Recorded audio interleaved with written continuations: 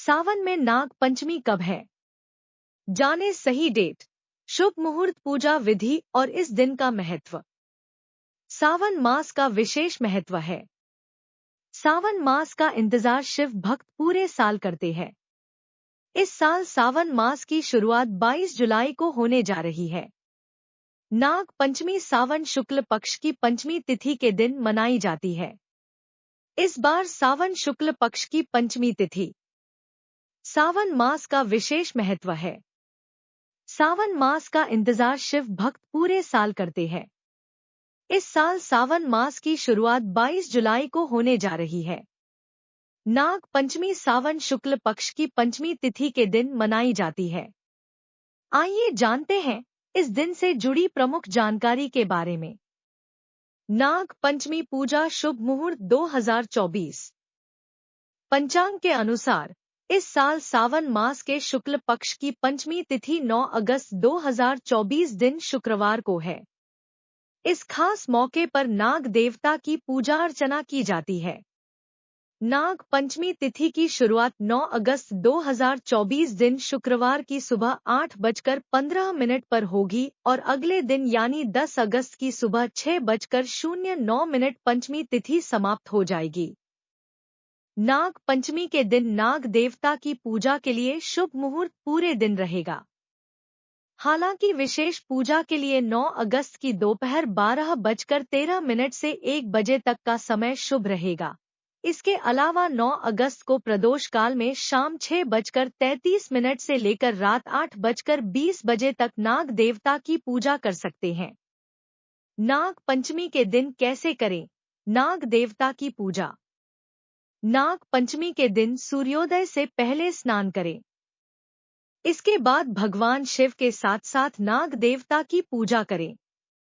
नाग देवता को जल, अक्षत, नैवेद्य, पुष्प, दही, फल, फूल, मिठाई और दूध अर्पित करें। इसके बाद नाग देवता को दूध और धान का लावा चढ़ाएं। भगवान शिव की लीला, अनजाने में ही देवी पार्वती बनी 5 बेटियों की मां।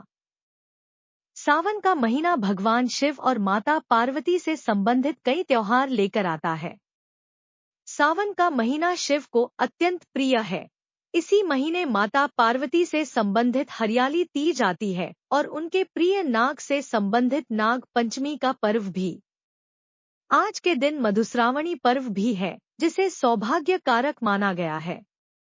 यह त्योहार बिहार के मिथिला क्षेत्र में मनाया जाता है। आइए जानते हैं मधुश्रावणी पर्व के बारे में और उनकी 5 बेटियों के पिता बनने की कथा।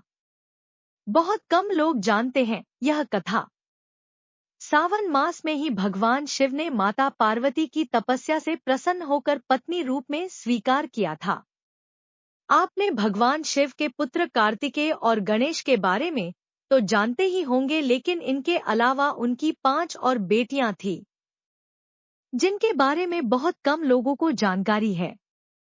इस तरह हुआ जन्म शिव पुत्रियों का।